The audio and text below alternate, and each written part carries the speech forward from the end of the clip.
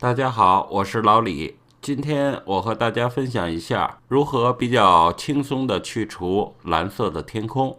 我们首先打开一张蓝色背景天空的照片，我们把背景图层上的锁给它打开，摁鼠标左键就可以。然后我们按右键选择混合选项，我们在混合选项中选择混合颜色带，选择蓝色，然后我们拖动右侧的按钮向左侧移动，我们明显的能看出蓝色的天空部分被去除掉了。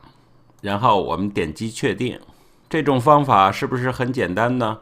去掉背景天空之后，我们就可以更换我们所需要的背景了。这就是今天我和大家所分享的如何轻松的去除蓝色的天空部分。我是老李，感谢大家收看，我们下次见。